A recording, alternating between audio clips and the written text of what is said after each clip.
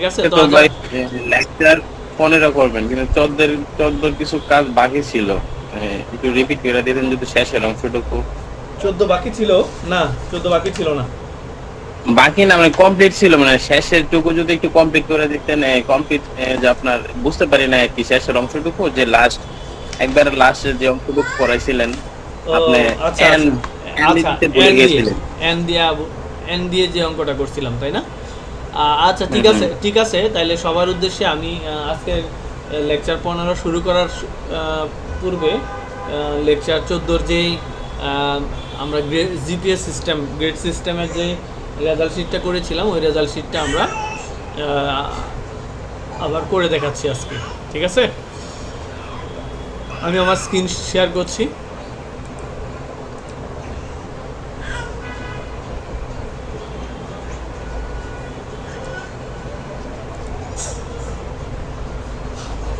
Result sheet আমরা কাল্পনিকভাবে একটা result sheet তৈরি করছিলাম গত ক্লাসে, lecture 14-তে।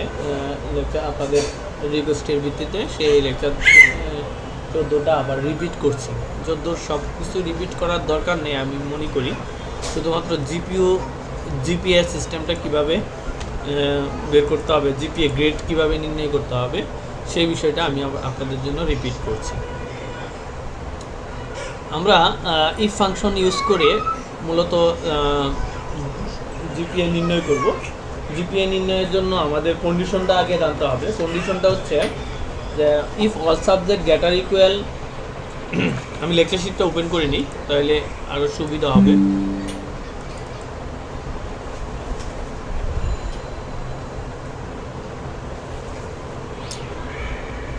If all subject greater equal 80 then grade হচ্ছে এ প্লাস, অর্থাৎ সকল সাবজেক্ট যদি হয় 80 অথবা 80-র উপরে তখন গ্রেড হবে এ plus.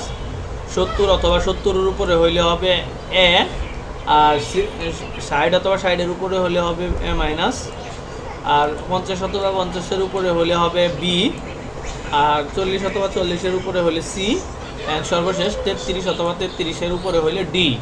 R if all subject, যদি সকল সাবজেক্ট অথবা যে কোনো একটা সাবজেক্ট যদি স্মলার দেন 33 হয় দেন গ্রেড হবে এফ ডিভিশন, মানে এফ গ্রেড, অর্থাৎ ফেল। এই কন্ডিশনের উপর ভিত্তি করেই আমরা ইফ ফাংশন ইউজ করব, যেটা আমরা এই ফাংশন ইউজ করেই মূলত আমাদের অঙ্কটা দেখাচ্ছিলাম। তো এখানে কার্সর রেখে যেখানে রেজাল্ট হবে সেখানে কার্সর রেখে আমরা এফএক্স ফর্মুলা বার থেকে এফএক্স থেকে ইফ নেব। ইফ, ওকে, দেখা যাচ্ছে সব কিছু বুঝা যাচ্ছে তো? আদিত্য দাস জয়। জি ভাই, দেখা যাচ্ছে, বুঝতে পারতেছি। তারপর এখানে কার্সর রেখে আমরা প্রথম যেহেতু এ প্লাসের জন্য একটা সূত্র দেব, এর জন্য একটা সূত্র দেব, এ মাইনাসের জন্য একটা সূত্র দেব, এ প্লাসের, তারপরে বি এর জন্য একটা সূত্র দেব, বি, তারপর সি এর জন্য সূত্র দেব, ডি এর জন্য সূত্র দেব। প্রত্যেকটা আলাদা আলাদা এক একটা সূত্র, যেহেতু অনেকগুলো সূত্রকে আমরা একসাথে জোড়া দেব একটা কনজাংশন দিয়ে, সেটা হচ্ছে এন। মানে আমরা যদি অনেকগুলো বাক্য লিখি তাহলে এবং ও আর ব্যবহার করি না বাক্যগুলোকে জোড়া দেওয়ার জন্য। তো সেম প্রসেস, আমরা যেহেতু অনেকগুলো সূত্র এখানে অ্যাপ্লাই করব, সেখানে আমরা এন দিয়ে শুরু করব, এন। ঠিক আছে, এটাকে এন ফাংশনও বলে। তো এই ফাংশনে আমরা এন ইউজ করব। এর জন্য আমরা প্রথমে A N D N bracket শুরু করব, তারপরে প্রত্যেকটা সাবজেক্ট পিক করে করে গ্রেটার ইকুয়াল কন্ডিশন দেব। যেমন বাংলা গ্রেটার ইকুয়াল 80, কমা ইংলিশ গ্রেটার ইকুয়াল 80, কমা ম্যাথমেটিক্স গ্রেটার ইকুয়াল 80, কমা অ্যাকাউন্টিং গ্রেটার ইকুয়াল 80, ব্র্যাকেট শেষ। সকল সাবজেক্ট যদি হয় গ্রেটার ইকুয়াল 80 দেন রেজাল্ট কী হবে, ভ্যালু ইফ ফলস ট্রু এর করে আমরা এ প্লাস। এখানে আপনারা যেটা করবেন, প্র্যাকটিস করতে গিয়ে ভুলে যেতে পারেন, ভ্যালু ইফ ফলসের করে কার্সর রাখলেই কেবল এখানে ইফ ফাংশন আসবে। তো এখানে ভ্যালু ইফ ফলসের করে কার্সর রাখতে হবে, রেখে এফএক্সে ক্লিক করতে হবে। আবার ইফে ইফে ইফে ক্লিক করতে হবে। ক্লিক করার পরে আবার আমরা এবার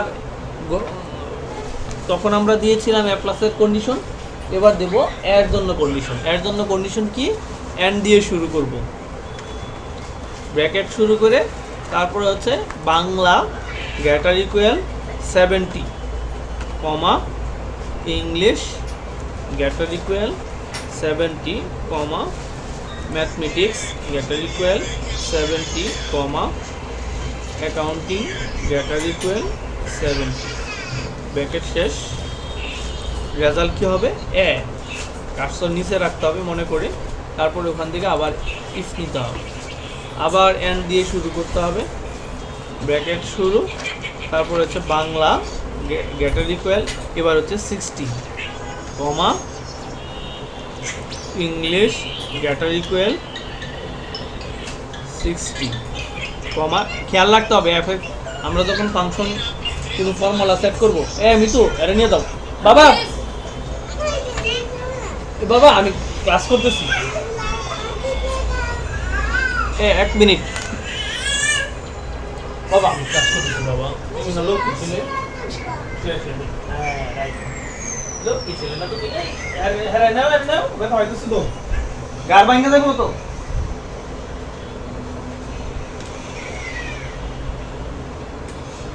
আচ্ছা, যে কথা বলছিলাম, যেহেতু আমরা ফর্মুলা নিয়ে কাজ করব, এক্ষেত্রে একটু সামান্য এদিক সেদিক হইলে কিন্তু অঙ্কটা ফলস আসবে, মানে অঙ্কটা মিলবে না। এক্ষেত্রে একদম ঠান্ডা মাথায় মনোযোগ সহকারে ফর্মুলা অ্যাড করতে হবে। এক্ষেত্রে কোনো একটা কমা বাদ পড়লে, কোনো একটা গ্রেটার ইকুয়াল বাদ পড়লে কিন্তু রেজাল্টটা অনুরূপ আসবে না। যেমন আমি এখানে গ্রেটার ইকুয়াল দিছি কিন্তু গ্রেটার আসছে ইকুয়াল দেইনি, তখন কিন্তু রেজাল্টটা অনুরূপ আসবে না। এই জন্য একদম ঠান্ডা মাথায় একটা দাড়ি কমা বাদ দেওয়া যাবে না। যদি একটা অতিরিক্ত স্পেস দেই তাহলে কিন্তু অঙ্কটা ভুল আসবে। সেক্ষেত্রে আমাদের একদম ঠান্ডা মাথায় একদম ধীরে সুস্থিতে ফর্মুলা অ্যাড করতে হবে। আর কষ্ট করে শুধু একবার ফর্মুলা অ্যাড করে দিলে হাজার হাজার অঙ্ক, লাখ লাখ অঙ্ক আমরা মিনিটের মধ্যেই সমাধান করে ফেলতে পারবো। এক্ষেত্রে আমাদের খুব কেয়ারফুলি এই ফর্মুলা অ্যাড করতে হবে। তাহলে আমরা বাংলা গ্রেটার ইকুয়াল 60, তারপর ইংলিশ গ্রেটার ইকুয়াল 60 দিয়েছি। এবার mathematics greater equal 60 comma accounting greater equal 60 bracket close, তারপরে রেজাল্ট হবে এ মাইনাস, কাজটা নিচে রাখতে হবে, তারপরে আবার ইফ নিতে হবে, আবার এন দিয়ে শুরু, ভুলে গেলে চলবে না, বারবার প্র্যাকটিস করতে হবে। Bangla greater equal 50 comma English greater equal 50 comma mathematics greater equal 50 comma accounting greater equal 50 bracket close.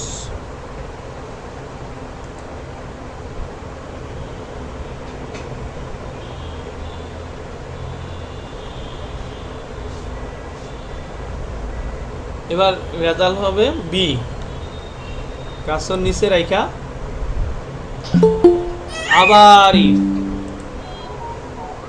আবার এন দিয়ে শুরু, ব্র্যাকেট শুরু, Bangla greater equal 40 comma English greater equal 40 কমা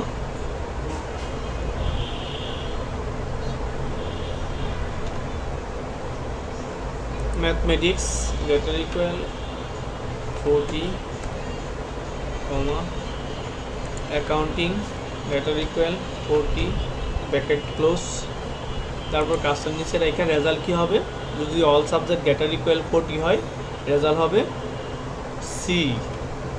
কাজটার নিচে রেখে আবার এন দিয়ে শুরু, ব্র্যাকেট শুরু, বাংলা গ্রেটার ইকুয়াল যদি হয় 33 কমা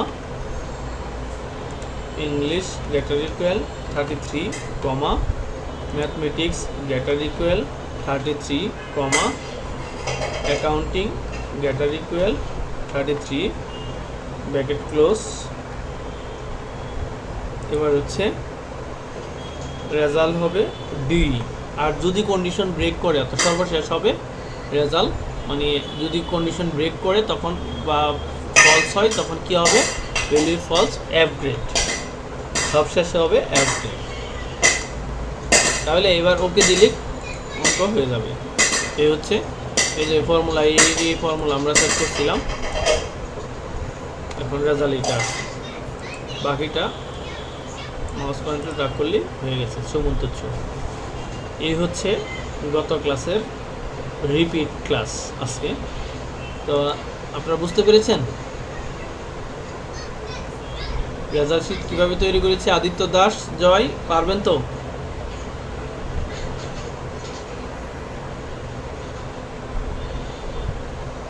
তুষা মজুমদার, ভাই এখন ক্লিয়ারলি বুঝতে পারছি, একটু গত ক্লাসে এই জিনিসটা ক্লিয়ারলি বুঝতে পারি নাই তো তাই প্রশ্ন করছি একটু ভাই।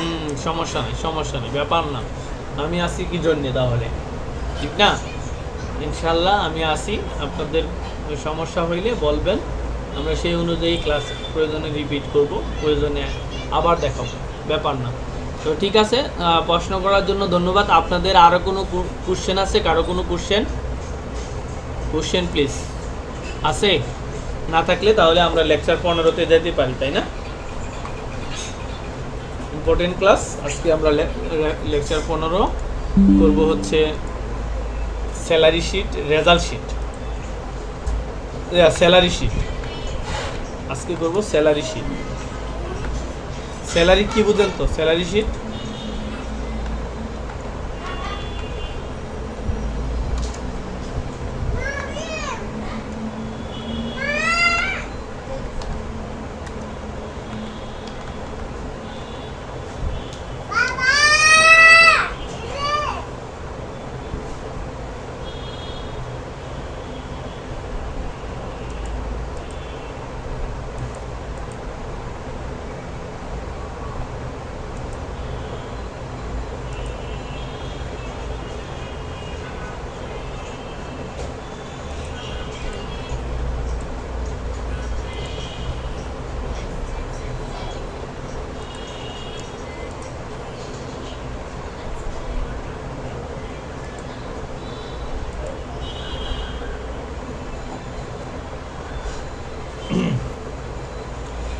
আচ্ছা, আমরা স্যালারি শিট তৈরি করব। স্যালারি শিট তৈরি করার আগে আপনাদের বুঝতে হবে যে স্যালারি শিট বলতে আমরা কি বুঝি।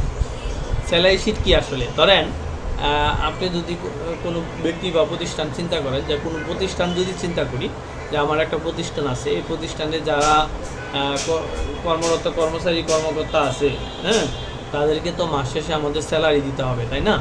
তো এই যে যতজন আমাদের কর্মচারী কর্মকর্তা আছে তাদেরকে মাস শেষে যে স্যালারি দেওয়া হবে, এই স্যালারি শিট কীভাবে নির্ণয় করা হয়, স্যালারি শিট কীভাবে তৈরি করতে হয়, সেইটাই মূলত আজকের ক্লাস, ঠিক আছে?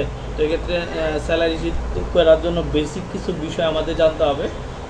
প্রথমত হচ্ছে স্যালারি শিট কীভাবে হয়। স্যালারি শিট হয় যে কোনো একজন কর্মচারীর কী থাকে, বিশেষ করে সরকারি গভর্নমেন্ট এমপ্লয়ি যারা, তাদের মূলত একটা বেসিক স্যালারি থাকে যেটাকে মূল বেতন বলা হয়। বেসিক স্যালারি যেমন বাংলাদেশ সরকারের নিয়ম অনুযায়ী টোটাল গ্রেড আছে,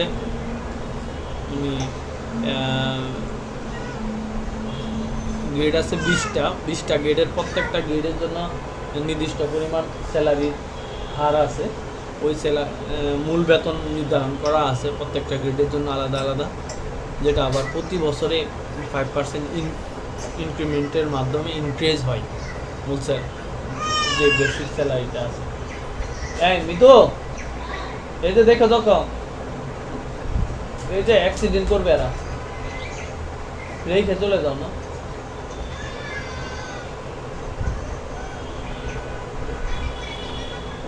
আচ্ছা, যে কথা বলছিলাম সেটা হচ্ছে, তো প্রত্যেক কর্মচারী একটা বেসিক একটা স্যালারি নির্ধারণ করা থাকে। এই বেসিক স্যালারির উপর ডিপেন্ড করে তারা কিছু ভাতা পায়, যেমন house rent, medical, transport, provident fund etcetera. যেমন প্রভিডেন্ট ফান্ডে আবার টাকা কাইটা রাখে, ভাতা না ওইটা। তো যাই হোক, হাউস রেন্ট, মেডিকেল, ট্রান্সপোর্ট অর্থাৎ বাড়ি ভাড়া ভাতা, হ্যাঁ, তারপরে মেডিকেল ভাতা, ঠিক আছে, মেডিকেল মানে চিকিৎসা ভাতা, তারপরে হচ্ছে ট্রান্সপোর্ট ভাতা। যেমন বাংলাদেশের প্রত্যেক কর্মচারীর জন্য চিকিৎসা ভাতাটা নির্ধারিত, সকল গ্রেডের জন্য মূলত চিকিৎসা ভাতা হচ্ছে 1500 টাকা। আমরা যারা গভর্নমেন্ট এমপ্লয়ি আছি তারা 1500 টাকা প্রতি মাসে চিকিৎসা ভাতা পাই।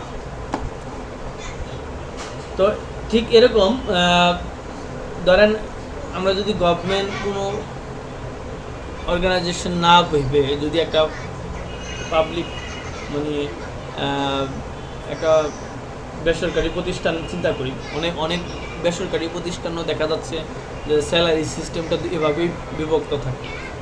বেসিক স্যালারি থাকে, আবার পাশাপাশি বেসিক স্যালারির উপর নির্দিষ্ট হারে বিভিন্ন ধরনের ভাতা প্রদান করা হয়। বিশেষ করে ভালো ভালো যে প্রতিষ্ঠানগুলো আছে বেসরকারির মধ্যে, এইগুলোতে এই সিস্টেম থাকে। তো এক্ষেত্রে তো ওই হাউস রেন্ট, মেডিকেল, ট্রান্সপোর্ট এগুলো কিভাবে নির্ণয় করতে হয়, মূলত এই বিষয়গুলো দেখবো আজকে। এই বিষয়গুলো একটা প্র্যাকটিক্যাল প্রজেক্ট দেখতে গিয়ে আমরা আজকে পার্সেন্টেজের অঙ্কটাও করে ফেলবো, কীভাবে পার্সেন্টেজ বের করতে হয়, তাও আবার কোনো নির্দিষ্ট ফিগারের উপর পার্সেন্টেজ না, এক এক মানে এই ফাংশন ইউজ করেই যে সত্যযুক্ত যত পার্সেন্টেজ বের করতে হয়, এই বিষয়গুলো আজকে আমরা স্যালারি শিট তৈরি করতে গিয়ে শিখে ফেলব। তার আগে আমরা ডাটা টাইপ করে নিই। ডাটা টাইপটা আসলে শেখার কিছু নাই, জাস্ট আমরা দেখলেই বুঝবো। আমি আপনাদের সাথে নিয়েই মূলত ডাটা টাইপ করব, যাতে করে আপনারা বিষয়টা মগজে যাতে আপনাদের গেঁথে যায় বিষয়টা, ঠিক আছে। তো আমরা কোনো একটা প্রতিষ্ঠানের আমরা স্যালারি শিট নির্ণয় করতে যাচ্ছি, স্যালারি শিট তৈরি করতে যাচ্ছি। তো এক্ষেত্রে আমরা ফার্স্ট ডাটা টাইপ করব কি, ধরেন আমরা কোনো একটা প্রতিষ্ঠানের সিরিয়াল নাম্বার, এমপ্লয়ীদের সিরিয়াল নাম্বার, তারপরে এমপ্লয়ীদের নেম, তারপরে হচ্ছে পজিশন,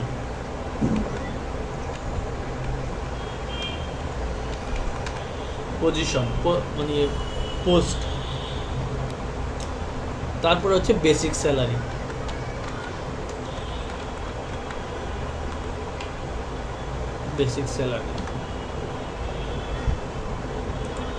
ঘরটা বড়, ধরেন বেসিক স্যালারি লিখতে গিয়ে ঘরটার বাইরে চলে গেছে লেখা। এখানে মাউস পয়েন্টার কার্সর যখন আমরা কলামের উপরের হেডারের দিকে নিব, তখন কার্সরটা এরকম হয়ে যাবে। তখন আমরা লেফট ক্লিক করে মাউস পয়েন্টার ড্র্যাগ করে যখন টেনে দেব, তখন কিন্তু কলামটা বড় হয়ে যাবে। আবার রো বড় ছোট করার ক্ষেত্রে সেম প্রসেস। আমরা যখন দুইটা রোয়ের মাঝে কার্সর রাখবো, তখন কার্সরটা এরকম হয়ে যাবে। তখন লেফট ক্লিক করে টান দিয়ে আমরা ছেড়ে দেব, যতটুকু প্রয়োজন মতো আমরা বড় ছোট করতে পারি। এই হচ্ছে মানে বেসিক কিছু টার্মিনোলজি এক্সেলের, ঠিক আছে। তো এক্ষেত্রে আমরা স্যালারি শিট তৈরি করার জন্য ডাটা টাইপ করতেছিলাম। বেসিক স্যালারির পরে আমরা নির্ণয় করব হাউস রেন্ট, মানে বাড়ি ভাড়া ভাতা। আবার যারা সরকারি চাকরি বা বেসরকারি চাকরি যাই বলি না কেন, যারা সরকারি বাসায় থাকে, কোয়ার্টারে থাকে, তারা কিন্তু এই হাউস রেন্টটা পান না, ঠিক আছে। যদি সরকারি বাসায় না থাকে তাহলে তাদের হাউস রেন্ট তাদেরকে দেওয়া হয় নির্দিষ্ট একটা পার্সেন্টেজের হারে বেসিক স্যালারির উপর ভিত্তি করে। আর যারা বাসায় থাকে, মানে সরকারি বাসায় বা প্রতিষ্ঠানের বাসায় থাকে, তাদেরকে তখন এই হাউস রেন্টটা দেওয়া হয় না। যেমন আমি ব্যক্তিগতভাবে যদি উদাহরণ দিই, ভালো বুঝবেন যে আমি বর্তমানে সরকারি বাসায় আছি, আমি কোনো বাড়ি ভাড়া ভাতা পাই না। আর যখন বাসায় ছিলাম না, তখন কিন্তু বাড়ি ভাড়াটা আমি প্রতি মাসে আমার বেসিক স্যালারির সাথে যোগ হইতো, ঠিক আছে। তো এই হচ্ছে বেসিক একটা ধারণা স্যালারি শিটের। আপনাদের বোঝার সুবিধার্থে আমি একদম প্র্যাকটিক্যাল উদাহরণ দিয়ে বলছি, যাতে ইজিলি বুঝতে পারে। হাউস রেন্ট মানে বাড়ি ভাড়া ভাতা একটু বড় করে নিলাম। তারপরে হচ্ছে মেডিকেল, যেটা বলছিলাম যে প্রত্যেকের জন্য সমান পার্সেন্টেজ মেডিকেল। তারপরে আমরা দিলাম ট্রান্সপোর্ট, যাতায়াত ভাতা, আরও বিভিন্ন ভাতা অ্যাড হতে পারে, টিফিন ভাতা, ঠিক আছে, ধুলাই ভাতা, অন্যান্য ভাতা, বিভিন্ন ভাতা আছে। আপাতত আমরা কয়েকটা বিষয় দিয়ে করলাম যেন কম সময়ে ক্লাসটা শেষ করতে পারি, এজন্য আমরা মূলত 4টা বিষয় দিয়ে শেষ করছি। বেসিক স্যালারির সাথে আমাদের হাউস রেন্ট, মেডিকেল, ট্রান্সপোর্ট, তারপরে হচ্ছে একটা কর্তন দেখাচ্ছি। কিছু আছে মানে যোগ হয় বেসিক স্যালারির সাথে, যেমন হাউস রেন্ট, মেডিকেল, ট্রান্সপোর্ট। যারা কমার্সের স্টুডেন্ট তারা কিন্তু স্যালারি শিট করে আসছেন অ্যাকাউন্টিংয়ে। এখানে আসেন না, অনেকে হয়তো কমার্সের স্টুডেন্ট আছেন, তাই না? এখানে কমার্সের স্টুডেন্ট কে কে আছেন বলেন তো? রায়হান তো কমার্সের স্টুডেন্ট, তাই না? রায়হান? আমি আছি কমার্সের স্টুডেন্ট। ও ওয়াহিদুল স্যার আমি কমার্সের না, আমি আর্টসের স্টুডেন্ট। ও আমি আর্টস স্টুডেন্ট স্যার। আচ্ছা আচ্ছা, রায়হান আর্টসের না? জি স্যার, রাষ্ট্রবিজ্ঞান অনার্স করতেছি। ও আচ্ছা আচ্ছা, তাই। রাইট রাইট, ভুলে গেছিলাম। তাহলে সাগর কি? সাগর আহমেদ কমার্স, ওয়াহিদুল ভাই কমার্স বললেন। অ্যাকাউন্টিং, জি স্যার। ইন্টার, জি স্যার আমি কমার্স। হ্যাঁ ইন্টার অ্যাকাউন্টিং ছিল না? অ্যাকাউন্টিংয়ে আপনারা স্যালারি শিট করে আসছেন না? স্যার জি স্যার, স্যালারি শিট করছি sir. Inter first year sir. ও ফার্স্ট ইয়ার না? ইন্টার ফার্স্ট ইয়ারে তাহলে জি স্যার। সেকেন্ড পেপারে হচ্ছে স্যালারি শিট, তাহলে সেকেন্ড ইয়ারে গেলে পাবেন। জি স্যার। তো যাই হোক, ওয়াহিদুল ভাই আপনি যেমন করে আসছেন এক্সেল মানে স্যালারি শিট, ওখানে তো জানেনই যে কিছু আছে বেসিক স্যালারির সাথে যোগ হয়, যেগুলোকে অ্যাকাউন্টিংয়ের ভাষায় বলা হয় মোট উপার্জন। আর যেগুলো কিছু আছে কর্তন, মানে বেতন থেকে কেটে রাখা হয়, ওগুলোকে বলা হয় কর্তন, মোট কর্তন, তাই না? উপার্জন কর্তন। তো বেসিক গ্রস স্যালারি বা নেট স্যালারির সূত্র কি? যে বেসিক স্যালারি প্লাস মোট উপার্জন, হ্যাঁ, তারপরে হচ্ছে মাইনাস মোট কর্তন সমান হচ্ছে গ্রস স্যালারি, তাই না? এ হচ্ছে আমাদের অ্যাকাউন্টিংয়ের ফর্মুলা। ঠিক মানে সেম ফর্মুলাই মূলত আমরা অ্যাপ্লাই করব স্যালারি শিটের ক্ষেত্রে। কোনো প্রতিষ্ঠানের ক্ষেত্রে আমরা এভাবেই করে থাকি। তারপরে হচ্ছে আমরা যখন করব এক্সেলে যখন করতেছি তখনও কিন্তু সেম ফর্মুলাই সেট করতেছি, ঠিক আছে? তাহলে যারা অ্যাকাউন্টিংয়ের স্টুডেন্ট, বিশেষ করে ওয়াহিদুল ভাই, তার জন্য এটা খুবই মজাদার হবে এই ক্লাসটা স্যালারি শিটের। তারপরে আরেকটা বিষয় হলো একদম কমন বিষয়, আপনি এগুলো করেই আসছেন, এতদিন করছেন অ্যাকাউন্টিংয়ের বাসায় খাতা কলমে, এবার করবেন এক্সেলে। তো লেটস স্টার্ট, আমরা শুরু করি। মোট উপার্জন হচ্ছে হাউস রেন্ট, মেডিকেল, ট্রান্সপোর্ট, এগুলো হচ্ছে উপার্জন। একটা বিয়োগান্তক রাখছি।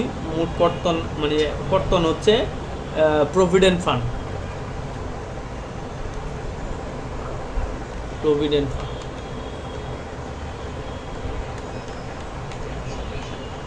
যেটা আমাদের প্রভিডেন্ট ফান্ডে আমরা জমা রাখি, ঠিক আছে? আমাদের বেতন থেকে নির্দিষ্ট পরিমাণ টাকা আমরা জমা রাখি, যেটা পরবর্তীতে চাইলে সুদ আসলে হয়, ঠিক আছে? যেটা আমরা জিপিএফ ফান্ড বলি, জিপিএফ, ঠিক আছে? এক্ষেত্রে এটা অনেক চড়া একটা সুদ দেয় সরকার। আপনার বেতন থেকে যে টাকাটা প্রভিডেন্ট ফান্ডে জমা রাখবেন বা জিপিএফে জমা রাখবেন, এটার উপর সুদ দেয়। চাইলে কেউ করে নিতে পারে, এটা সুদমুক্ত করে নিতে পারে, ঠিক আছে? প্রসেস আছে।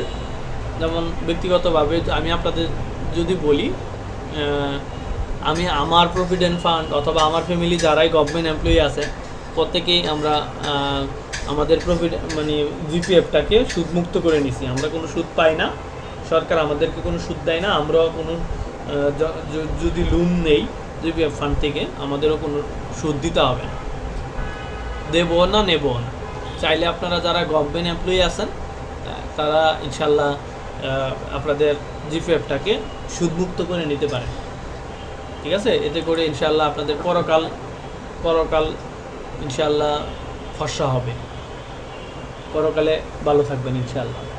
তো যাই হোক, এটা আমাদের মানে রিলিজিয়াস ভিউজ থেকে বললাম।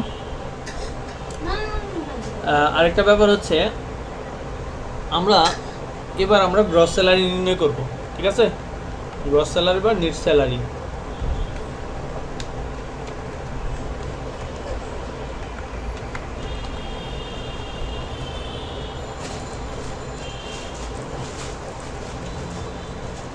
তাহলে আমরা কাল্পনিক হারে কয়েকজনের নাম দেই। সিরিয়াল নাম্বার 1 2 3 4 আপাতত 4 জনের নাম দিলাম আমরা। এখানে নাম ইউজ করলাম, সাপোজ আমরা এখানে দিলাম হাদিস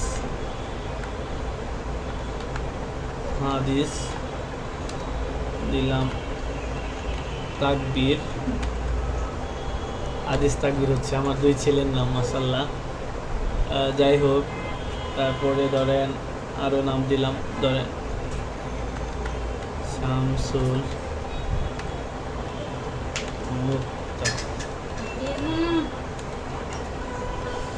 যাই হোক, আমরা পজিশন দিলাম কাল্পনিক হারে।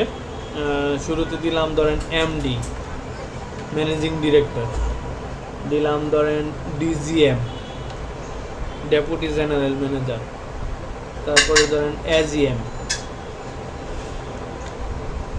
অ্যাসিস্ট্যান্ট জেনারেল ম্যানেজার, তারপর দিলাম ধরেন কাউন্সিলর, ঠিক আছে? তো এভাবে আমরা পোস্ট দিলাম। এগুলো কিন্তু শিখার বিষয় না, জাস্ট ডাটা টাইপ, এগুলো আমরা কাল্পনিকভাবেও দিতে পারি। আমরা ধরেন সাপোজ দিলাম একজনের বেসিক স্যালারি ধরেন দিলাম 50,000 প্লাস ধরেন 52,000 এমডির বেতন। তারপর বেসিক স্যালারি আরেকটা জনের দিলাম ধরেন 40,000, আরেক ধরেন দিলাম ধরেন 36,500, আরেক ধরেন দিলাম ধরেন 25,000। এগুলো হচ্ছে বেসিক স্যালারি। এটাই স্যালারি উইথড্র করবে না, তার আরও এর সাথে কিছু যোগ হবে, কিছু বিয়োগ হবে, তারপর মোট গ্রস স্যালারি নির্ণয় করব। আমরা এটা চাইলে করে নিতে পারি, বোল্ড করে নিতে পারি, চাইলে কালারও চেঞ্জ করে নিতে পারি।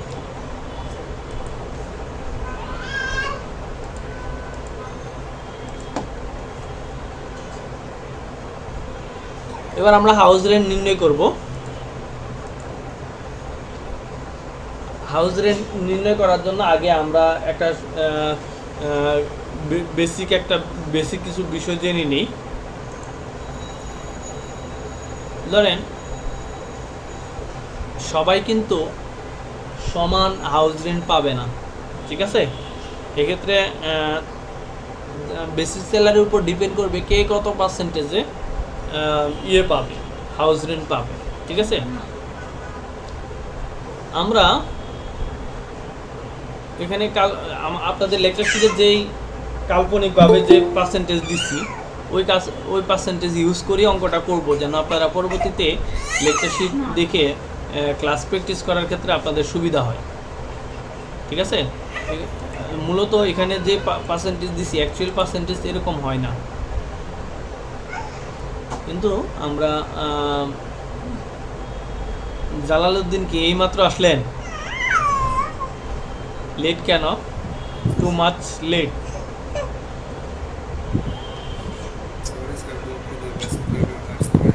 তাই? আচ্ছা, যাই হোক, আমাদের ক্লাসের যেহেতু ভিডিও রেকর্ড হচ্ছে, পরবর্তীতে দেখে নেওয়া যাবে যে অংশটা মিস হয়ে গেছে। এবার খুব বেশি মিস করেন না, কারণ ডাটা টাইপ পর্যন্তই হয়েছে, বাকিটা ইনশাল্লাহ এখন বোঝার বিষয়। যেখানে এতটুকু বোঝার বিষয় না, জাস্ট ডাটা টাইপ করলাম, আর কিছুই দেখে ডাটা টাইপ করলাম। এরপর যে বিষয়গুলো বুঝতে হবে সেখানে আপনি চলে আসছেন, সমস্যা নেই। আমাদের লেকচার শিটটা ফলো করি। এখানে দেখাইছি যে হাউস রেন্ট যার বেতন 50,000 টাকা বা তার বেশি সে পাবে হাউস রেন্ট 5%। যদিও হাউস রেন্ট কেউ পায় 50%, কেউ পায় 60%। আমরা একটু কাল্পনিকভাবে দিলাম, কমাইয়ে দিলাম পার্সেন্টেজ, ছোটো পার্সেন্টেজ। তো আর এই লেকচার শিটটা আসলে অনেক আগে করা, তো তখন কাল্পনিক যা মনে চাইছে তাই পার্সেন্টেজ দিছে, অত শত হিসাব করিনি। যাই হোক, মূলত পার্সেন্টেজগুলো হয় যার বেতন যত বেশি তার পার্সেন্টেজও বেশি। তো আমরা কি করছি, যে একজনের বেতন এমনি বেশি, সে যদি আরও বেশি পার্সেন্টেজ বাড়ি ভাড়া পাতা পায়, সে কিন্তু আরও বেশি বেতন বেড়ে যাচ্ছে। এখন যার বেতন কম তাকে পার্সেন্টেজ বাড়ায় দিলে তার বেতনটা মোটামুটি একটা জায়গায় থাকে।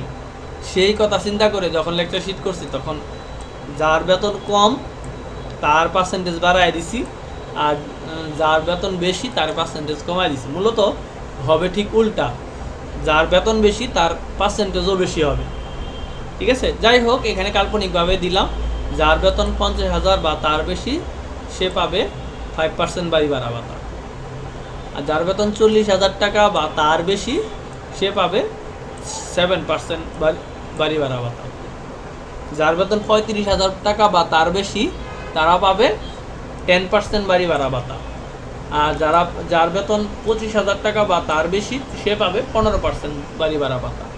এটা হচ্ছে বাড়ি ভাড়া ভাতা নির্ণয়ের ক্ষেত্রে সূত্র অ্যাপ্লাই করতে হবে এই ফাংশন দিয়ে। আবার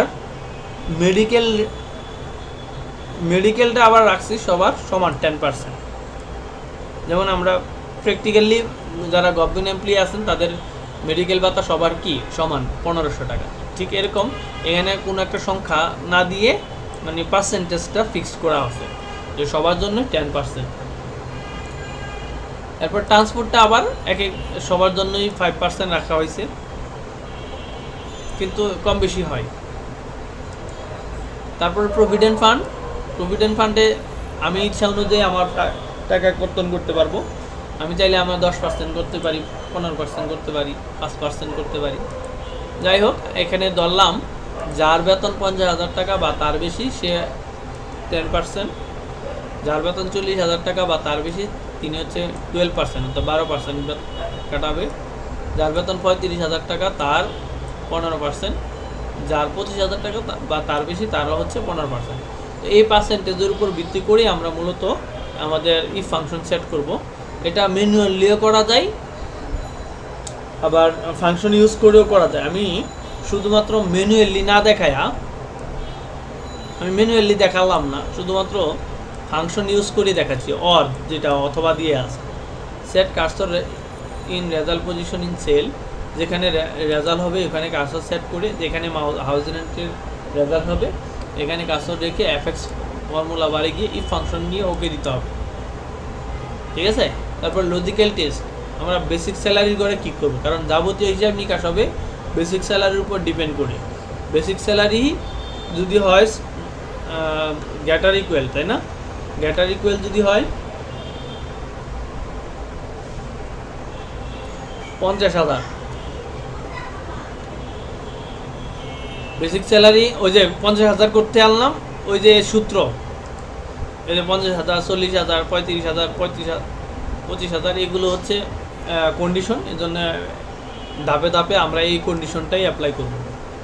বেসিক স্যালারি গ্যাটার ইকুয়াল যদি হয় 50,000, তাহলে রেজাল্ট কী হবে, বেসিক স্যালারির উপর আবার বেসিক স্যালারির উপর ঠিক করে বেসিক স্যালারির উপর ইনটু হবে কত পার্সেন্ট, 5%। আমরা 5% কিবোর্ড থেকে টাইপ করলাম, 5 দিয়ে ওই কিবোর্ড থেকে পার্সেন্টেজ দিয়ে দিলাম। পার্সেন্টেজ আছে ওই যে উপরে যে নিউমেরিক্যাল কিগুলো আছে 1 2 3 কিবোর্ডে, ওখানে দেখবেন 5-এর মধ্যে পার্সেন্টেজ আছে। তো এতটুকু কাহিনী যদি বুঝেন তাহলে আজকের ক্লাস পুরোটা বুঝে যাবে। এই কাহিনীটা বুঝতে হবে। বেসিক স্যালারির উপর যদি হয় গ্যাটার ইকুয়াল 50,000 অথবা 50,000 উপরে, এখানে কিন্তু 50,000 না 52,000, মানে 50,000 টাকার উপরে আছে, তাহলে 50,000 টাকা বা তার উপরে থাকলে সে পাবে বেসিক হাউস রেন্ট 5%, অর্থাৎ বেসিক স্যালারি ইনটু মানে বেসিক স্যালারির উপর গুণ হবে 5%। ঠিক আছে, তো বেসিক স্যালারির উপর 5% পাবে। এটা আমরা সেট করলাম, আশা করি বুঝতে পেরেছেন। কাজটার নিচে রেখে আবার ইফ নেব, আবার বেসিক স্যালারির ঘরে ক্লিক, গ্রেটার ইকুয়াল যদি হয় 40,000 পরের টেবিল অনুসারে, হ্যাঁ ওখানে 50,000 পরে 40,000, গ্রেটার ইকুয়াল সমান যদি হয় তাহলে বেসিক স্যালারির উপর ইনটু হবে 7%। আবার কাজটার নিচে রেখে আবার ইফ নিতে হবে, আবার বেসিক স্যালারি গ্রেটার ইকুয়াল যদি হয় 35,000, ওই যে 35,000 করতে কি নিলাম, ওই যে এখানে 50, 40, 35, এরপরে হবে 25। তাহলে বেসিক স্যালারির উপর ইনটু হবে কত পার্সেন্ট? 10%। 10% করতে কি নিলাম, ওই যে আপনাদের টেবিল, ওখানে যে কাল্পনিক কন্ডিশন দিছি, 35,000 যদি হয় তাহলে 10%, 25,000 হলে 15%। তাহলে কার্সর রেখে আবার আবার বেসিক স্যালারি যদি হয় গ্রেটার ইকুয়াল 25,000, তাইলে বেসিক স্যালারির উপর এবার ইনটু কত হবে বলেন তো, কত পার্সেন্ট কেউ একজন বলেন। যদি বেসিক স্যালারি গ্রেটার ইকুয়াল 25,000 হয় তাহলে কত পার্সেন্ট হবে? কত পার্সেন্ট? 15%, তাই না? কে বললেন? মাহবুব। জি ভাই। Very good, very good. এই হলো বিষয়। এই ফর্মুলাটা বুঝলে সবাই আমরা একদম ক্লিয়ারলি বুঝতে পারবো ইনশাআল্লাহ। তাহলে 15% কার্সর রেখে আবার ইফ নিব। বেসিক স্যালারি যদি হয় গ্রেটার ইকুয়াল, এবার হচ্ছে সরি, আমার তো 25,000 পর্যন্ত এই সূত্র ছিল, তাই না? এবার ধরেন যেহেতু আমরা তখন শেষ করিনি, আমরা আরেকটু বাড়ায় নিই। ধরেন এবার দিলাম 20,000। বেসিক স্যালারি গ্রেটার ইকুয়াল যদি হয় 20,000, তাহলে বেসিক স্যালারির উপর ইনটু হবে 17%। একটু বাড়ায় নিলাম, ঠিক আছে? এভাবে আমরা যত ইচ্ছা তত সূত্র দিতে পারি। এবার ধরেন ভ্যালু ফলসের করে যদি কন্ডিশন ব্রেক করে, যদি ইয়ার কম পাই, ঠিক আছে, ওই 17 মানে 20,000-এর নিচে যদি স্যালারি থাকে তাহলে কত হবে এরকম কি বলা ছিল? 20-এর নিচে যদি স্যালারি হয় তাহলে কত পার্সেন্ট বলা আছে? নাই। যেহেতু বলা নাই, তাহলে এবার আর ভ্যালুই ফলস হবে না, অর্থাৎ কার্সর যেখানে আছে এখানে রাখেই এবার আর ভ্যালুই ফলসের করে রাখবো না, এখানে কার্সর রাখে ওকে দিয়ে দিব। তাইলে কিন্তু পাইছে কত, যেহেতু এর বেসিক স্যালারি 50,000-এর উপরে, সে পাইছে 5%, ঠিক আছে? আর যার 40,000 বা তার বেশি 7%, 35,000 বা তার বেশি সে পাচ্ছে 10%। দেখেন এই যে 10% ঠিক আছে কিনা, 36,500 10% হয় 3650, তাই না? ঠিক আছে। আর 25,000 হইলে 15%। এই হচ্ছে হাউস রেন্ট বের করার ফর্মুলা, ঠিক আছে? ক্লিয়ার? আপনারা কি বুঝতে পেরেছেন না আবার দেখাবো? একটা প্রশ্ন ছিল ভাই। শিওর। এখানে তো 5% আমরা কাল্পনিক ভাবে দিচ্ছি, তখন যদি কোনো কারণে পার্সেন্টেজ না দেওয়া থাকে, 5%, 10% না দেওয়া থাকে, তখন কি করা যেতে পারে? যখন আমরা হাউস রেন্ট বের করতে যাব, হাউস রেন্ট বের করতে যাওয়া মানে হলো পার্সেন্টেজ থাকবেই থাকবে। হয়তো 5-এর জায়গা 6 থাকবে বা 5-এর জায়গা 50 থাকবে, কিন্তু পার্সেন্টেজ থাকবে না এমন হতে পারে না। হাউস রেন্ট বের করতে গেলেই এটা বাধ্যতামূলক থাকবেই। হ্যাঁ, বাধ্যতামূলক পার্সেন্টেজ থাকবেই, যে কোনো পার্সেন্টেজ থাকবেই, ঠিক আছে? তো যাই হোক, আপনারা কি বুঝতে পেরেছেন যা দেখালাম? মাহবুব? জি ভাই, বুঝতে পারছি। প্র্যাকটিস করতে হবে, বাসায় প্র্যাকটিস করতে হবে, তাহলে মনে থাকবে, নাহলে বলে দিতে হবে। তো যাই হোক, যদি বুঝেন, তাহলে আমরা মেডিকেলটা বের করি, প্রভিডেন্ট ফান্ড বের করতে গিয়ে আবার দেখানো হবে, তখন সমস্যা নাই, আরও আয়ত্তে চলে আসবে। সবগুলো বের করি, তাহলে আস্তে আস্তে সূত্রটা আরও আয়ত্তে চলে আসবে। মেডিকেল কিন্তু সবার 10%, যেহেতু সবার 10%, সেহেতু ইফ ফাংশন নাই, যে এত হইলে এত, এত হইলে এত, এরকম যদি কিন্তু নাই। অতএব ইফ ফাংশন লাগবে না, সরাসরি আমরা এখানে কার্সর রাইখা ফর্মুলা বারে গিয়ে সমান দিয়ে, হ্যাঁ, আমরা বেসিক স্যালারি ইনটু 10%, ঠিক আছে, এটা হলো পার্সেন্টেজ, নর্মালি পার্সেন্টেজ বের করা, ঠিক আছে। আমরা সমান দিয়ে বেসিক স্যালারির উপর ইনটু 10%, অর্থাৎ সবার যদি 10%, সবার ক্ষেত্রে 10%, এক্ষেত্রে ইফ ফাংশন লাগবে না, বেসিক স্যালারি ইনটু 10% দিলেই সবারটা ওটু 10% হয়ে যাবে, সবার এখানে 10% অ্যাপ্লাই হয়ে যাবে। যেমন 25,000-এর 10% কত? 2500। 4,000, 40,000-এর 10% 4,000। 5,200-এর 10% 52,000-এর হলো 5,200। তাহলে মেডিকেলটা একদম ইজি ছিল, তাই না? ট্রান্সপোর্টটাও ইজি, জাস্ট এখানে সমান দিয়ে বেসিক স্যালারি ইনটু 5%, যেহেতু সবার 5%, ঠিক আছে, জাস্ট বেসিক স্যালারি ইনটু 5%, শেষ। এই হলো ট্রান্সপোর্ট।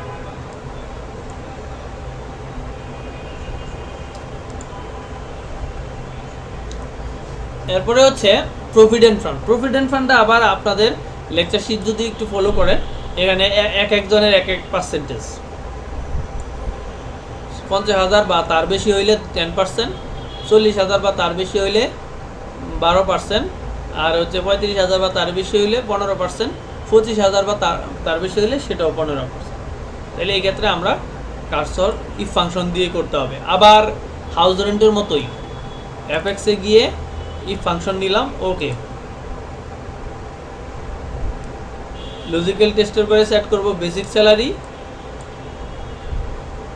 গেটার ইকুয়াল যদি হয় 50,000,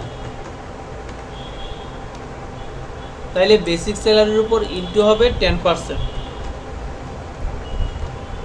বক্স অনুযায়ী। কার্সর নিচে রাখতে হবে ভ্যালু ফলসের করে, যতবার ইফ নিব ততবার আমাদের কার্সর নিচে রেখে দিতে হবে। ইফ আবার বেসিক স্যালারির ইনটু যদি হয় না, গেটার ইকুয়াল যদি হয় 40,000, তাহলে বেসিক স্যালারির উপর ইনটু হবে 12%, 12%, কার্সর নিচে রেখে আবার ইফ, আবার বেসিক স্যালারি যদি হয় গেটার ইকুয়াল 35,000, তাহলে বেসিক স্যালারির উপর ইনটু হবে 15%, আবার কার্সর নিচে রেখে আবার ইফ, এবার বেসিক স্যালারি যদি হয় গেটার ইকুয়াল 25,000, তাহলে বেসিক স্যালারির উপর ইনটু হবে 15%। এবার যেহেতু এরকম বলা নাই যে 25,000 টাকার নিচে হলে কত পার্সেন্টেজ হবে, সেহেতু ভ্যালু ফলস হবে না, কার্সর যেখানে আছে এখানেই রাখতে হবে। এখন ভ্যালু ফলসের করে রাখা যদি আরেকটা বাকি ছিল তো, ও তখন আমরা দিছিলাম, এবার আর বাড়াইলাম না। 20,000। হ্যাঁ, তখন যেহেতু মানে আমরা তখন অঙ্কটা ক্লোজ না করে আবারই ফাংশন নিচ্ছি, এটা ক্লাস বোঝার সাথে আবার বাড়াইছিলাম, এবার আর বাড়াইলাম না। নাকি বাড়াই দেবো? বাড়াই দিই, আচ্ছা বাড়াই দিই, তাইলে সবাই ক্লিয়ারলি বুঝবে। আবার বাড়াই দিলে লেকচার শিটের সাথে মিলবে না। আচ্ছা যাই হোক, এতটুকুই থাকুক, যে 25,000 বা তার উপরে যদি হয় তাইলে 15%। এবার আর নিচে দিলাম না, কার্সর এখানে রেখে ওকে।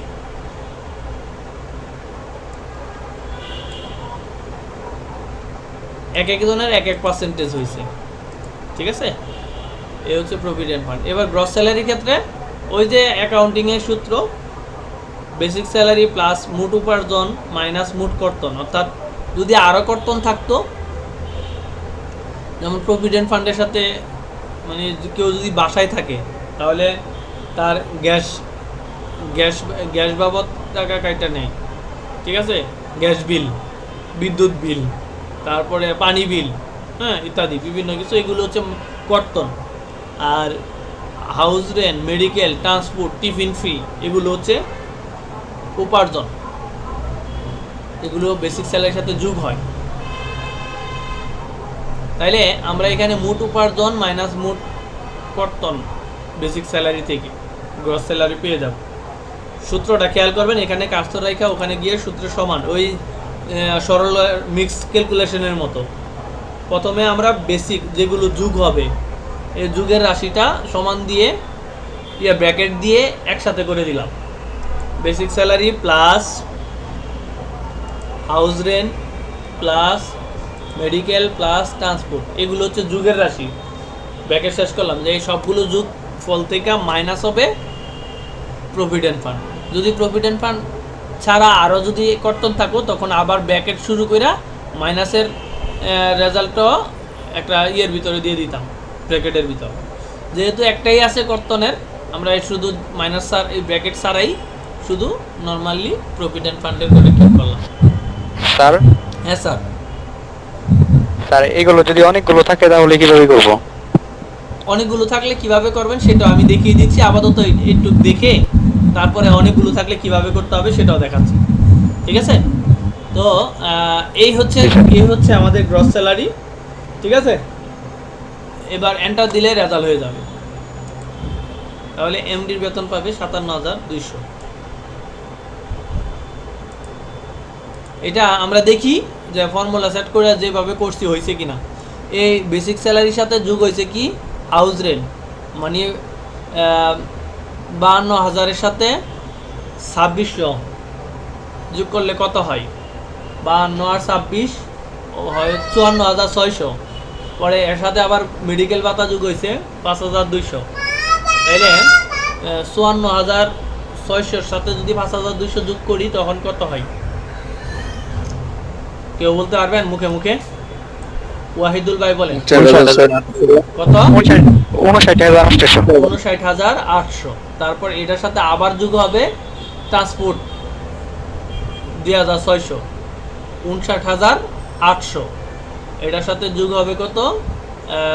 ৫৯,৮০০, ধরেন ৬০,০০০ আর হচ্ছে ৬২,৫০০, তাই না? ৪০০, ৬২,৪০০ থেকে মাইনাস হয়েছে ৫,২০০, তখন রেজাল্ট হবে কত? ৫,৫৭,২০০, ঠিক আছে? এই হচ্ছে তার মানে কি আমাদের সূত্র অ্যাপ্লাই ঠিক আছে, ম্যানুয়ালিও কইরা দেখলাম, ঠিক আছে? তাহলে এই হচ্ছে আমাদের স্যালারি শিট নির্ণয় করা। এবার কেউ একজন কোশ্চেন করছিলেন, কে কোশ্চেন করছিলেন জানো? যে যদি সাগর, তাই না? হ্যাঁ, গুড কোশ্চেন। যদি বেশি থাকে তখন কিভাবে করবো? আমি একটু বাড়ায় নিই, মাউসের রাইট বাটনে ক্লিক করে ইনসার্ট,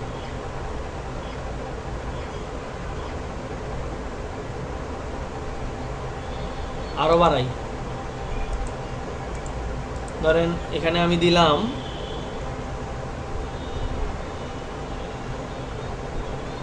তখন কিন্তু হাউস রেন্ট ইয়ে হবে, কিন্তু আমি এমনিতে কাল্পনিকভাবে ধরে দিচ্ছি গ্যাস, তারপরে হচ্ছে গ্যাস, এটার সাথে আরো হচ্ছে ইলেকট্রিসিটি বিল, যাই হোক সংক্ষেপে লেখা। এবার গ্যাস হচ্ছে ৯৭৫ টাকা ২ চুলার, এটা সবার ক্ষেত্রে এক। ইলেকট্রিসিটি বিল এক একজনের এক এক রকম, ইউজের উপর ডিপেন্ড করবে। ধরে নিলাম যে একজনের বিল আসছে ১২৫০, আরেকজনের বিল আসছে ১৩০২, আরেকজনের বিল আসছে ৭৫০, আরেকজনের ৬৫০। এবার আমরা গ্রস স্যালারি কিভাবে নির্ণয় করব? এই ক্ষেত্রে কার্সর এখানে রেখে সমান দিয়ে সূত্রের সমান ব্র্যাকেটে যেগুলো যোগ উপার্জন, basic salary plus house rent plus medical plus transport, এই ট্রান্সপোর্ট পর্যন্ত যোগ হবে। তারপরে ব্র্যাকেট শেষ করলাম। এই সবগুলো হলো যোগ, এই যোগফল থেকে মাইনাস হবে এইগুলোর যোগফল, যেগুলো মোট কর্তন আছে, যেমন provident fund plus gas plus electricity bill. এবার সমান দিলে গ্রস স্যালারি বের হয়ে যাবে। অর্থাৎ এই সবগুলো হচ্ছে যোগ, মানে এগুলো যোগ করে যোগফল থেকে এগুলোর যোগফল মাইনাস হয়েছে, এগুলো হচ্ছে বিয়োগ। আমরা ইচ্ছে করলে এটা অন্যভাবেও করতে পারতাম, ঠিক আছে? অন্যভাবে কিভাবে আমি দেখাচ্ছি, আগে এটা দেখাই। এবার রেজাল্ট ওকে দিলেই রেজাল্ট হয়ে যাবে, ঠিক আছে? এ হচ্ছে গ্রস স্যালারি। এই কাজটা আমরা অন্যভাবেও করতে পারতাম ব্র্যাকেট ছাড়া, যদি কেউ ব্র্যাকেট দিয়ে বুঝতে কষ্ট হয়। এখানে সমান দিয়ে জাস্ট এটা যোগ এটা যোগ এটা যোগ এটা। এবার যেগুলো বিয়োগের আছে এগুলো মাইনাস এটা মাইনাস এটা মাইনাস এটা, যেগুলো যোগ এগুলো যোগ দিলাম, যেগুলো মাইনাস এগুলো মাইনাস দিলাম, এভাবে রেজাল্ট সেমই আসবে, ঠিক আছে? কিন্তু মূলত ওভাবেই হচ্ছে সুন্দর, আমরা যেটা এর আগে করছিলাম এটা, ঠিক আছে? এ হচ্ছে স্যালারি শিট। তো আশা করি আপনারা বুঝতে পেরেছেন। এবার আমরা স্যালারি শিট আরেকটা করা যায়, সেটা হচ্ছে ওভার টাইম সহকারে, যেটা আমাদের গভর্নমেন্ট এমপ্লয়ি যারা আছে, আমরা কিন্তু ওভার টাইম ঠিক পাই না ঠিক মতনই, কিন্তু যারা মানে প্রাইভেট জব করেন তারা কিন্তু ওভার টাইম পায়। নির্দিষ্ট সময়ের চেয়ে বেশি পরিশ্রম করলে তারা কিন্তু ওভার টাইম পায়। তো ওভার টাইম সহকারে কীভাবে স্যালারি শিট করতে হয় এই বিষয়টা এবার আমরা শিখব।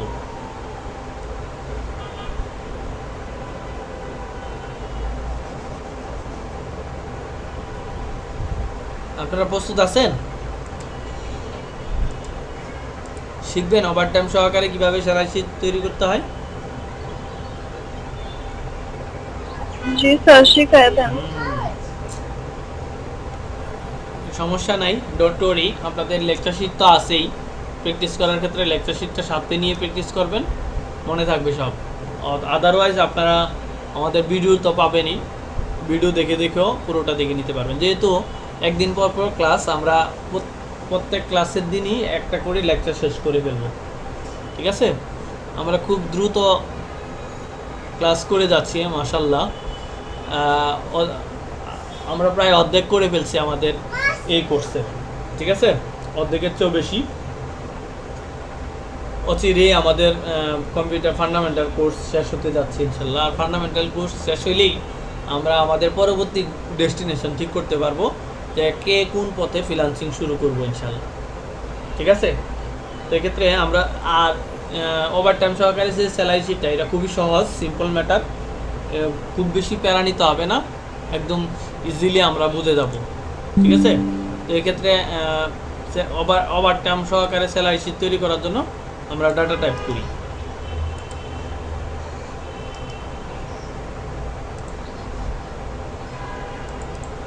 Salary sheet with overtime আমরা কপি পেস্ট করে ফেললাম।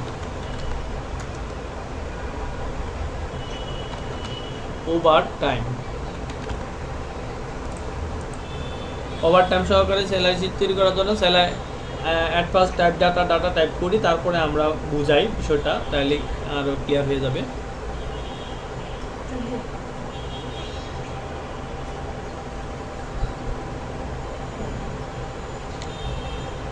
এক্ষেত্রে আমরা বেসিক স্যালারিটা একটু কমায় দেব, আর এই ইয়েগুলো দরকার নাই।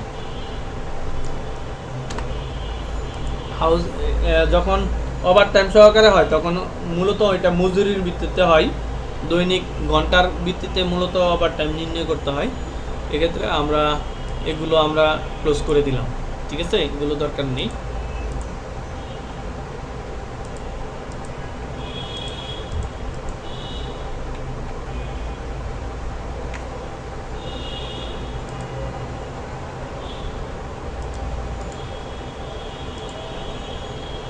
তো আমরা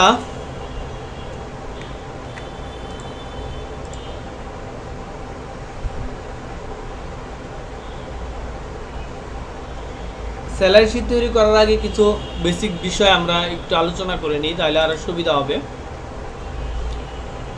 ওভারটাইম সহকারে স্যালারি শিট তৈরি করার জন্য at first type data then apply formula according to some data which are given below. নিম্নে যে ডাটাগুলো দেওয়া আছে সেই অনুযায়ী আমাদের ডাটা অ্যাপ্লাই করতে হবে, ডাটা টাইপ করতে হবে। সেক্ষেত্রে কিছু নর্মাল এবং কমন কিছু টার্মস আছে ওভারটাইম সহকারে স্যালারি শিট তৈরি করার ক্ষেত্রে। বেসিক বিষয় এগুলো আমাদের সবার জানা থাকা লাগবে। সেটা হচ্ছে natural working hours, NWH, natural working hours. স্বাভাবিকভাবে আমাদের ন্যাচারাল ওয়ার্কিং আওয়ার্স কত ঘন্টা? এখানে লেকচার শিটে দেখানো হয়েছে সাপ্তাহিক ভিত্তিতে। ধরেন দৈনিক আমরা স্বাভাবিক কর্মঘণ্টা কত আমাদের? দৈনিক একটা শ্রমিককে বাংলাদেশের আইন অনুযায়ী স্বাভাবিক কত ঘন্টা কাজ করতে হয়? কেউ বলতে পারবেন? দৈনিক একটা শ্রমিক 8 ঘন্টা। ভেরি গুড, 8 ঘন্টা, তাই না? তাহলে দৈনিক আমাদের 8 ঘন্টা। যেমন আমরা 9টা 5টা অফিস করি না, সকাল 9টা থেকে বিকাল 5টা পর্যন্ত, তাহলে 9টা 5টা কয় ঘন্টা হয়? 8 ঘন্টা, তাই না? ঠিক এরকম আমরা দৈনিক ন্যাচারাল ওয়ার্কিং আওয়ার্স, দৈনিক স্বাভাবিক যে কর্মসময় সেটাকে বলা হয় ন্যাচারাল ওয়ার্কিং আওয়ার্স। দৈনিক কাজ করতে হয় 8 ঘন্টা, তাহলে এক সপ্তাহে তাকে কত ঘন্টা কাজ করতে হবে? কে বলতে পারবেন? 56 ঘন্টা। 56। তোষা মজুমদার, তাই না? 48 ঘন্টা ভাই। তোষা মজুমদার একদিন কি অফডে দিবেন না? কারণ একবারে পুরো 7 দিনই কাজ করাবেন? মানে 7 8 56, তাই না তোষা মজুমদার? জি স্যার। 7 8 56 হবে না, কারণ স্বাভাবিক কর্মসময় হচ্ছে মানে কর্মদিবস হচ্ছে সপ্তাহে কয় দিন? 6 দিন। 6 দিন। 6 দিন, একদিন কম। যদিও কোনো কোনো ক্ষেত্রে মানে সাপ্তাহিক কর্মসময় হয়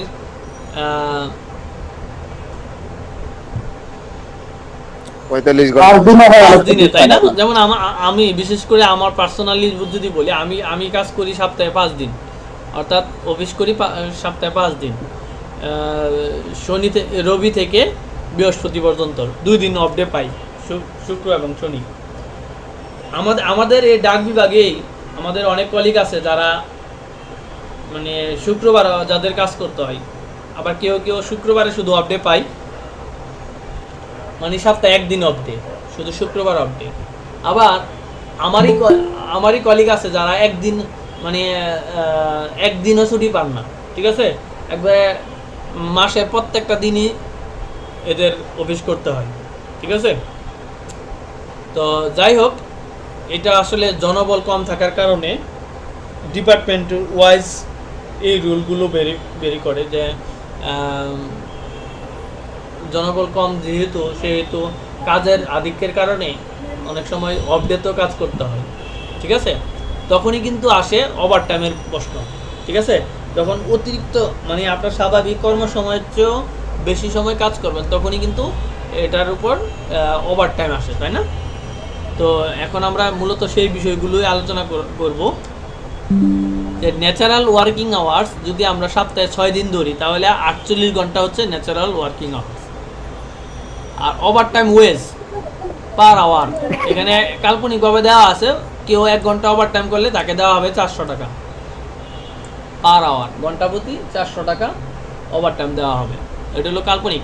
কেউ আরও প্রতিষ্ঠানে কমও থাকে, 100 টাকা থাকে কোনো কোনো প্রতিষ্ঠানে, মানে এমন আমি আসলে নাম ধরে বলবো না, এমন কিছু প্রতিষ্ঠানও আছে যেখানে ওভারটাইম ঘন্টা প্রতি 20 টাকা। আবার কোনো কোনো প্রতিষ্ঠানে একদিন ওভারটাইম করলে 20 টাকা পাওয়া যায়, ঠিক আছে? তো যাই হোক, এখানে আমরা কাল্পনিকভাবে একটু বেশি ধরছি যে 400 টাকা পার আওয়ার। কেউ যদি 1 ঘন্টা ওভারটাইম করে, ওয়েজ মানে কি মজুরি, ওভারটাইম মজুরি পাবে 400 টাকা। এই দুইটা কন্ডিশনের উপর ভিত্তি করে আমরা মূলত আমাদের ওভারটাইম সহকারে স্যালারি শিট নির্ণয় করব। এক্ষেত্রে ওভারটাইমের সূত্র আছে, এখানে ওভারটাইমের সূত্র দেখাইছি। তো যাই হোক, আমরা আগে ডাটা টাইপ করি, তারপরে আমরা পুরো বিষয়টা বুঝে যাব।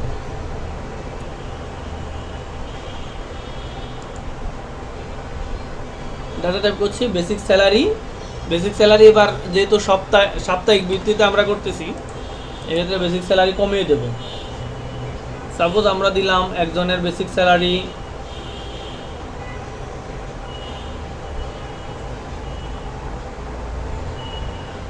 15,000 সপ্তাহে, আরেকজনের 12,000, আরেকজনের 10,000, আরেকজনের ধরেন 7,500 বেসিক স্যালারি। তারপরে হলো পজিশনের পরে আমরা দিব টোটাল আওয়ার্স।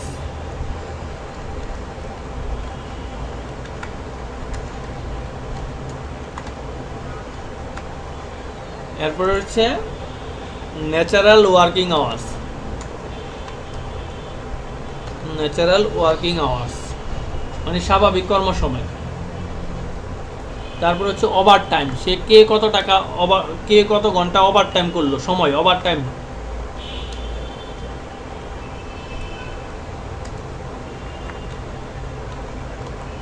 Over time. এরপর হচ্ছে ওভার টাইমটা আমরা সংক্ষেপে ওটি বলতে পারি। ওটি ওভার টাইম ওয়েজ।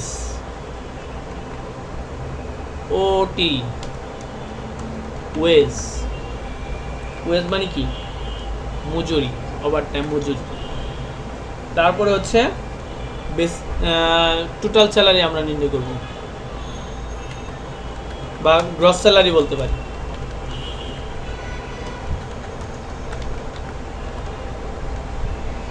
তাহলে এই দুইটা ঘর দরকার নাই, আমরা এটাকে নো ফিল করে নরমাল করে নিচ্ছি।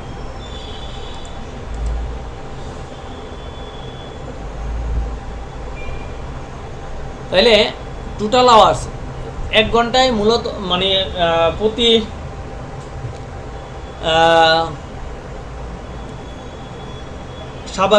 স্বাভাবিকভাবে আমরা এখানে ধরে নিচ্ছি যে সপ্তাহে আমরা 6 দিন কাজ করব। সপ্তাহে 6 দিনের আমাদের সূত্রে বলা আছে যে টোটাল ন্যাচারাল ওয়ার্কিং আওয়ার্স ছিল 48 ঘন্টা। এবার টোটাল কি কত ঘন্টা কাজ করছে এটা আমরা কাল্পনিক হারে বসিয়ে দিলাম। এটা আসলে বোঝার কিছু না, আমরা কাল্পনিকভাবে ধরে নিলাম। সাপোজ আমরা নিলাম 50 ঘন্টা কাজ করছে এমডি সাহেব, হাদিস, তাকবির, ডিজিএম, সে ধরে নিয়েই যে 55 ঘন্টা কাজ করছে। আবার এজিএম শামসুল, এরা ধরে নিলাম ধরেন 60 ঘন্টা কাজ করছে। আর যাই কাউন্সিলর মুক্তা, সে ধরে নিলাম আরও বেশি, সে প্রায় 65 ঘন্টা কাজ করছে। ফার্স্ট এরা বাড়াইছে তাই না, একটু ব্যতিক্রম করে দিই। সে 67 ঘন্টা কাজ করছে, উনি ওভার কাজ করছে টোটাল 1 সপ্তাহে 6 দিনে। ন্যাচারাল ওয়ার্কিং আওয়ার্স সবারই এক, যেটা মানে কন্ডিশনে বলা হচ্ছে সবার 48 ঘন্টা। এবার আমরা বের করব ওভার টাইম। ঠিক আছে, সে কাজ করার কথা ছিল 48 ঘন্টা, সে করছে 50 ঘন্টা, তাহলে সে ওভার টাইম কত ঘন্টা করলো এটা হচ্ছে আমাদের বের করতে হবে। এটার তাহলে কিন্তু ইজিলি বোঝা যাচ্ছে যে সে 2 ঘন্টা ওভার টাইম করছে। কীভাবে বুঝলাম? ওভার টাইমের বের করার সূত্র হচ্ছে total hours minus natural working hours, বের হয়ে যাবে কে কত ঘন্টা ওভার টাইম করছে। যে কাউন্সিলর বেশি ওভার টাইম করছে, কম টাকা বেতন, তো সে মনে করলো যে আমি যত বেশি ওভার টাইম করবো তত আমার বেতনটা একটু বাড়বে, যেহেতু ওভার টাইমের মজুরি অনেক বেশি। ঠিক আছে, নর্মালি ওভার টাইমের মজুরি নর্মালি ন্যাচারাল ওয়ার্কিং আওয়ার্স প্রতি যদি যত থাকে তার মিনিমাম 1.5 গুণ বা 2 গুণ দ্বিগুণ থাকে ওভার টাইমের মজুরি। এজন্য অনেকে মানে ওভার টাইমটা বেশি করে। ঠিক আছে, বিশেষ করে যারা বিদেশ থাকে তারা কিন্তু এই নর্মালি যে সময়টা কাজ করার কথা এই কাজ করার পরেও অনেক বেশি পরিমাণে ওভার টাইম করে, যেন বেশি পরিমাণে টাকা কামিয়ে পরিবারের পরিজন যে দিতে পারে। ঠিক আছে, তো যাই হোক আমরা এবার ওভার টাইম ওয়েজ বের করবো। ওভার টাইম ওয়েজ সূত্রে বলা আছে যে ঘন্টা প্রতি 400 টাকা। ঠিক আছে, এটা সবার জন্যই সমান। এবার আমরা বের করব গ্রস স্যালারি, কে কত টাকা টোটাল স্যালারি পাবে। তাইলে সে ও ও আমরা তো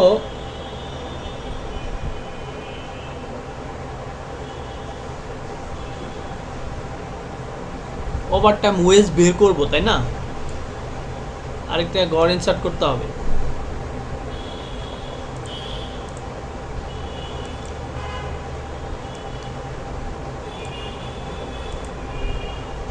মূলত ওভারটাইম ওয়েজটা হবে এখানে, আর এটা হবে ওভারটাইম টাকা। একটা গড় বাদ পড়ছে যার কারণে অঙ্ক মিলছে না। এখন ওভারটাইম রেট বসাবেন। হ্যাঁ, প্রথম হচ্ছে ওভারটাইম রেট বা টাকা, তাই না? আমরা রেট বলি, তাইলে হ্যাঁ রেট বললে বোঝা যাবে। ওভারটাইম রেট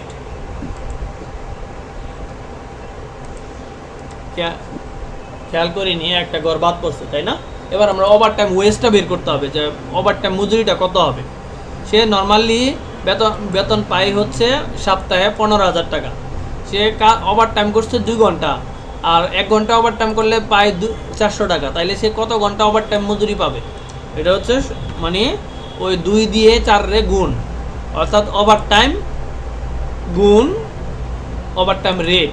তাইলে বের হয়ে যাবে কে কত টাকা ওভারটাইম করলো। ঠিক আছে না? যার বেতন কম 7,500, সে 7,600, মানে বেতনের চেয়ে বেশি সে ওভারটাইম করছে, হার্ড ওয়ার্ক। ঠিক আছে, এবার দেখি কে কত গ্রস স্যালারি পাই সপ্তাহে। গ্রস স্যালারি সূত্র হচ্ছে বেসিক স্যালারি প্লাস হচ্ছে ওভারটাইম টাকা। মানে সে নর্মালি পাবে 15,000 টাকা, সে ওভারটাইম করছে 800 টাকা, তাহলে কত পাবে? 15,800। তাহলে এটা কীভাবে করছি? যোগ করে, অর্থাৎ বেসিক স্যালারি প্লাস হচ্ছে ওভারটাইম ওয়েজ। তাইলে আমরা গ্রস স্যালারি পেয়ে গেলাম।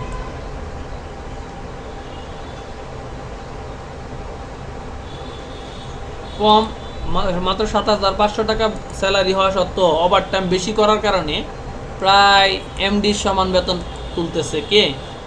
কাউন্সিলর। দেখছেন 15,100, আর এ হচ্ছে 15,800, মানে 700 টাকা বেশি মাত্র। যাই হোক, এই হচ্ছে স্যালারি শিট উইথ ওভারটাইম। ওভারটাইমটা কিন্তু একদম সহজ ছিল, তাই না? জাস্ট যোগ বিয়োগ গুণ ভাগ, ভাগও নাই, শুধু যোগ বিয়োগ গুণ, আর কিছুই না। বুঝতে পেরেছেন আপনারা? ওভারটাইম সহ জালালউদ্দিন কিভাবে স্যালারি শিট করতে হয় ওভারটাইম সহকারে দেখতে পাচ্ছেন?